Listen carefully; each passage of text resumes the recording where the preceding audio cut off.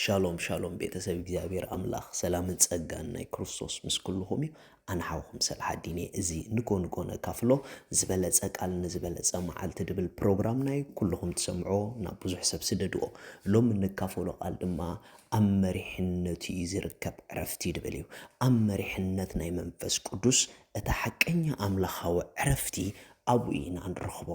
ክርስቲያናት ስለ ዝኾንና ኣብ ዕረፍቲ ኣምላኽ ብኩሉ መንገዲ ንመላለስ ማለት ኣይኮነን ብልክዕ ንኩሉ ክርስቲያን ናብ ዕረፍቲ ተፀዊዑ እዩ ኩሉ ክርስቲያን ናብ ዕረፍቲ ኣምላኽ ኣትዩ እዩ ኣብ ሂወቱ ግን ነዚ ዕረፍቲ ዝኽነብሮ እንድሕር ኮይኑ ብመንፈስ ኣምላኽ ምምራሕ ክላመድ ኣለዎ ብመንፈስ ኣምላኽ ምምራሕ ክትላመዲ ኣለኪ መጽሓፍ ቅዱስ ከምዚ ኢሉ መዝሙር ዳዊት 23 ካብ 1 እግዚአብሔር ጓሳይ እዩ ዝጎድለኒ የብለይን ኣብ ልሙዕ ሸኻ የውዕለኒ ናብ ዝዓርፈሉ ማይ ድማ ይመርሐኒ ንሱ ንነብሰይ የህድኣ ምእንቲ ስሚዱ ድማ ብመንገዲ ጽድቂ ይመርሐኒ ሪኢኹም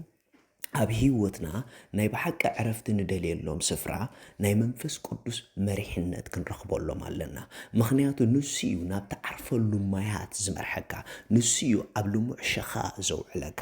ንኣብነት ብኢኮኖሚ ክኸውን ይኽእል ብሓዳርኩም ክኸውን ይኽእል ብስራሕ ክኸውን ይኽእል ብሓዳር ክኸውን ይኽእል ብኣገልግሎት ክኸውን ይኽእል ብጥዕናኹም ክኸውን ይኽእል ኮታ በቲ ዝደለኹም ክትዓርፍሉ ደሊኹም ዘለኹም ነገራት ኣብኡ ብመንፈስ ቅዱስ ምምራሕ ክትላመዱ ኣለኩም ምኽንያቱ ኣብቲ መንፈስ ቅዱስ ዝመርሐና ዘበለ ስፍራ ኣብቲ ብመንፈስ ኣምላኽ ዝተመራሕናሉ ኩነታት ኣብቲ ብመንፈስ ኣምላኽ ዝተመራሕናሉ ሂወት ኣብቲ ብመንፈስ ኣምላኽ ዝተመራሕናሉ ነገር ኣብኡ ናይ ግድን ኣብ ዕረፍቲ ኢና ንበጽሕ ምኽንያቱ እቲ መንፈስ ናይ ዕረፍቲ መንፈስ እዩ እቲ መንፈስ ክመርሐካ ከሎሲ ኣብ ልሙዕ ሸኻ ንርእስኻ ከም ትረኽባ ጉዳይካ ኣብ ልሙዕ ሸኻ ከም ትረኽቦ ነገርካ ኣብ ልሙዕ ሸኻ ከም ትረኽቦ ነገርካ ኣብ መልሲ ከም ትረኽቦ እዩ ዝገብረካ ብዙሓት ክርስቲያናት ግን ሽግርና ብመንፈስ ኣምላኽ ይንምራሕን ኢና መንፈስ ኣምላኽ ይግንደለና ውሉድ ኣምላኽ ግን ኢሉ ብመንፈስ ኣምላኽ እዮም ዝምርሑ ይድብል ቃል ኣምላኽ ስለዚ